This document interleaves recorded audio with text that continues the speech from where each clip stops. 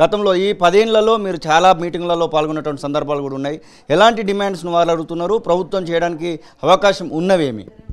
ఇప్పుడు ఇందులో విషయం ఏంటంటే ప్రభుత్వానికి ఈ కాంట్రాక్ట్ అవుట్సోర్సింగ్ ఉద్యోగులకి మధ్యన ఒక ఏజెంట్ ఉంటాడు. ఆ ఏజెంట్ ద్వారా వాళ్ళు పనిలోకి వస్తారు. జీతం వాళ్ళు ఏజెంట్కి ఇస్తారు.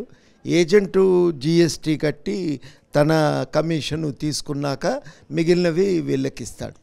ఒక్కోసారి పిఎఫ్కు దానికి కట్టింగ్ చేస్తున్నామని చెప్తారు, కానీ అయింది లేనిది కూడా ఒక్కొక్కసారి సరిగ్గా సమాచారం కూడా ఉండదు.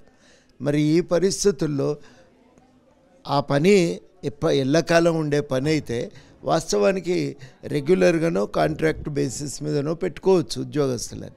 ఈ ఏజెన్సీ ద్వారా తీసుకోవటం వల్ల జరిగేది ఏంటంటే ఏం పని చేయకుండా నడుమున్న ఆయన తినిపోతుంటాడు.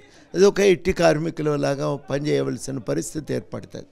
ఎట్టి కార్మికుల్లాగా పనిచేయటం, వాళ్లకు రావాల్సిన జీతాలు కూడా సకాలంలో రావు. 3 నెలలకు 4 నెలలకు ఒకసారి వస్తుంటాయి. దాంతో బతుకుడు కూడా కష్టమవుతుంది. అప్పుల పాలైపోతుంటారు. ఈ పరిస్థితి పోవాలంటే ఒకే ఒక మార్గం.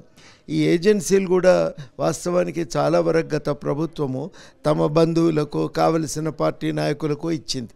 కాబట్టి ఉట్టి పుణ్యాన ఏం పని చేయకుండా నడవనం వేసిపోవుడు కరెక్ట్ పని కాదు.